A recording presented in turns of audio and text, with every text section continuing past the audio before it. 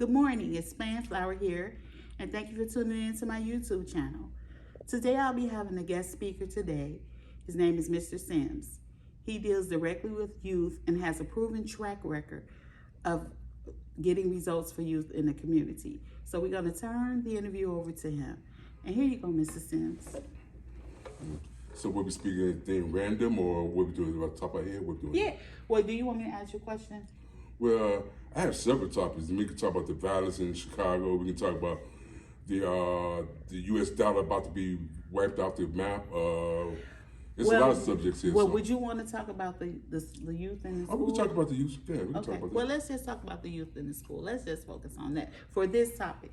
Of course, you'll be back as my guest contributor throughout the course of the channel. So I appreciate you, taking the time to tune in with me today. Okay. So as we go, so let's talk about it. What are some of the things you think need to happen in order for the youth to be able to be successful going forward? Just detail. The playing field has to be level. We talk about the unfairness between the suburb schools and the city school. Mm-hmm. Suburb schools get so much. I mean, I don't know who's funding them or how they getting their money, but the city schools don't have much of anything. We have, for instance, it's a school on the far south side, named Corliss High School. They're across the street from Gately Stadium, but yet still they have a practice field that's like a war zone. That's unfair. These kids, you want to talk about trying to do something for these kids. Most of these kids are on the football team, are in gangs, and they try to get out the gangs to be on the football team to get away from that. So if you don't have no place for them to go, or some type of structure for them to follow, they're gonna constantly go into that same pattern of follow the leader, and which the leader is the game baby. It's not the coach, it's not the teacher.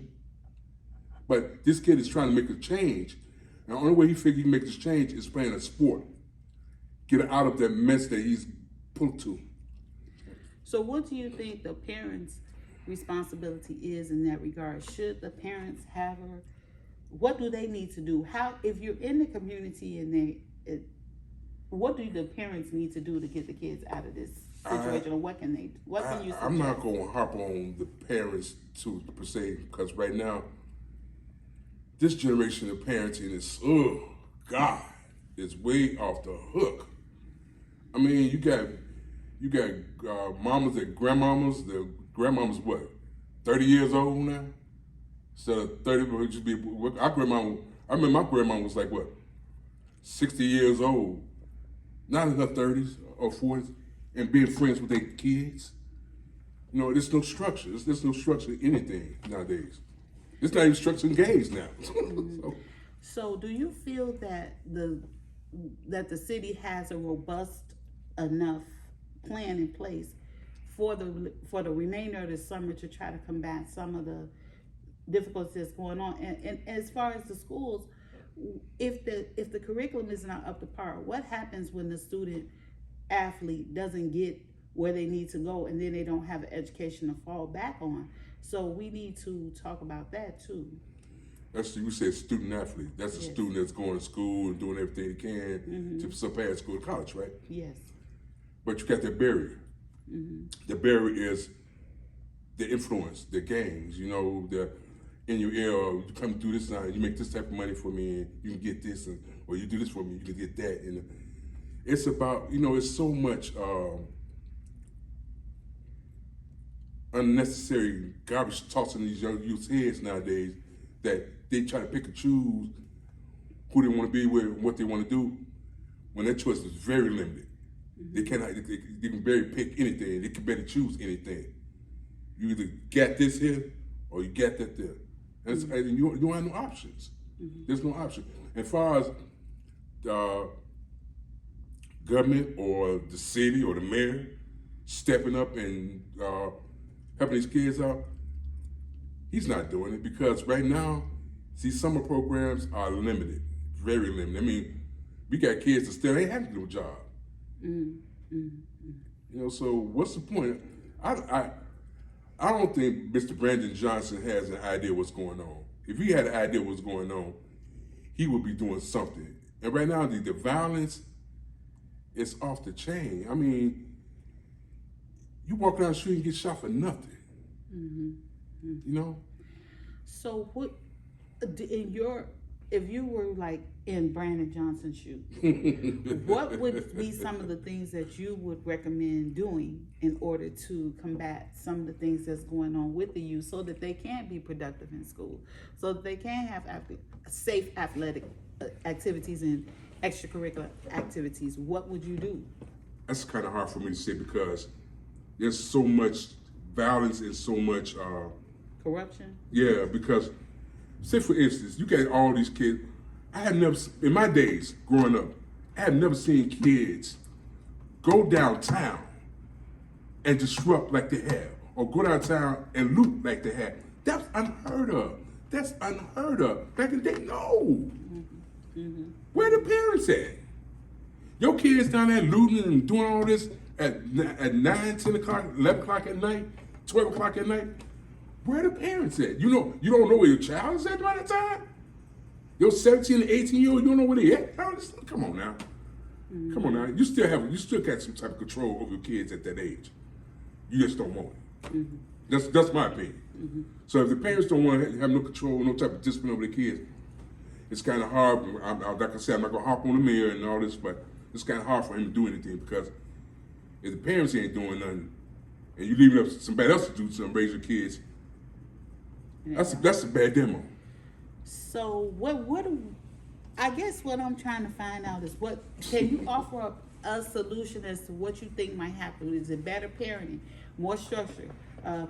Do they need to bring back truancy officers? Do they have to have like a situation on Mondays where they have these stress? Because a lot of these kids are adults when they go home, and then they have to go back into a childlike environment at school. How can they reverse those roles by 8 o'clock Monday morning when they've been being a child or been an adult the whole weekend? So you can't. The genie's already at the bottom. Out the bottom already because these kids are so far gone, it's hard to pull them back because, for instance, you know how many fights there was at the end of the school year? At the end of school, when schools started out doing something. You know how many fights there was in schools? How many schools had fights? I don't. About 30. Ooh. Every kid gets out of school, at the last day of school, everybody wants to fight. Everybody wants to prove a point. So I don't know what I can offer or suggest because I'm still writing my brain trying to figure out, make sure that my son gets to practice and gets to school safely. You know, that's hard enough to wonder if he's gonna be safe or not, and when I'm not there. Well, what about the situation with? I know the boys have their difficulties. What about the situations with the girls? Is there any situation that you could see through as far as the girls being concerned, or is it a double-edged sword with the boys and the girls? Structure, there's no structure. It's kind of hard to give you them answers because there's no structure. Even the young ladies are getting killed. You know, they're trying to follow suit into what these other teams doing. You know, we got too many followers. We got too many damn followers. We need leaders. And right now, that's hard to choose to pick and choose in this day and age, in this generation. You might find one out of a million. And that's bad when you can say that. Do you feel that you are a mentor and maybe some sort of leadership for the kids when you're working with them and you're dealing with them and you have interactions with them on a daily basis? I try. I try to put my best foot forward and to explain to them what life is, how about going about doing your day. But I can sit there and tell Joseph, he's at my football camp, he's doing this, he's doing everything he's supposed to. Good kid. I can tell what to do. No sooner Joseph leave that football field, he's in danger. It's sad to say that black youth is starting to be an endangered species. So it's kind of hard for me to give you that kind of comment because there's no structure. There's no way of following or trying to clean this mess up. I mean, when you got kids not listening, I mean, they can't do anything. Police can't do anything. You know, so what's gonna have to happen next with these kids? You can't control them. You're gonna have martial law. You're gonna have to sit the city down. Well, I would hope that I don't know what to say to that because I'm, you know, I guess I Come don't on, have. you don't have nothing to say. Come on, come on, Cowboys. I have a lot to Come say. on, Cowboys. You got a lot to say. You always have a lot to say. I do have a lot to say, but I mean, you working directly with the youth, and I'm just getting out here. I mean, I deal directly with them on a daily basis too, but I don't deal with them like hands on the way that you do. And my thing is because when I'm talking to younger people, they say, "Oh, that's the way it used to be. That ain't no good Yep, no more. exactly. You old fashioned. You got. I mean, like those some core values don't change. You know. And we need old fashioned back. I don't know what they're talking about. We need old fashioned back. Well, you know, I mean, Excuse me. I know when I was born and when some of these parents were born, you know, like I'll use, for example, my own situation because being an older parent and having a younger kid in high school is different because the rules of engagement are different. So the way I was raised and maybe someone a generation less than me was raised is totally different. So I have a lot to say about it.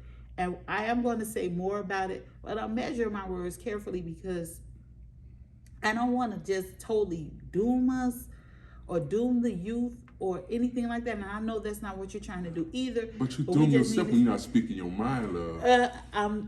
Listen, well, there'll be plenty of time for me to talk off the cuff, believe me.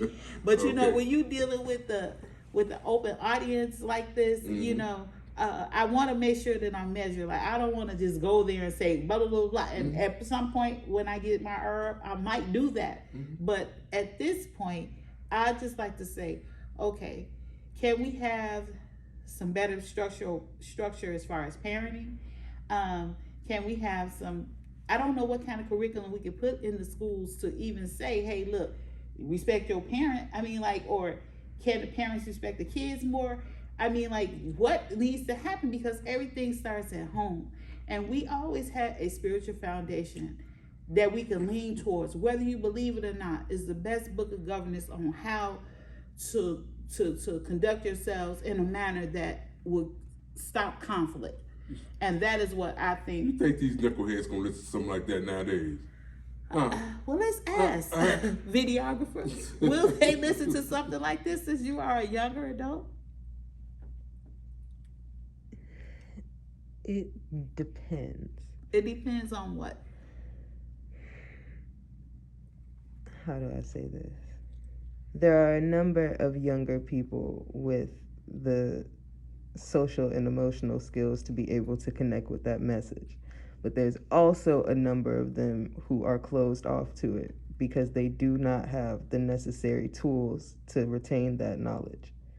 So really, it just depends on how they have made do, because we do have to remember that they lost 2 important years to a pandemic. So they are moving off of kind of a messed up time clock. And during that time, a lot of them probably got left to their own devices, whether through, you know, good or bad circumstance. They ended up having to change the way that they were living or doing things. It messed me up to not be able to do, and I'm sure that if you're in high school and you've been in school for the last 12 years and you've been going every single day and then all of a sudden everything stops, you have to readjust, and then you have to figure out how you're going to conduct yourself, go about the day now. And now you fast forward, and those 3 formative years that you would have needed crossing the barrier into adulthood, you didn't have, or you had to kind of work through it on your own. So Well, what are some suggestions, because you are a younger person out here, and we'll wrap on this, but what are some of your suggestions that you think might help young adults at this time?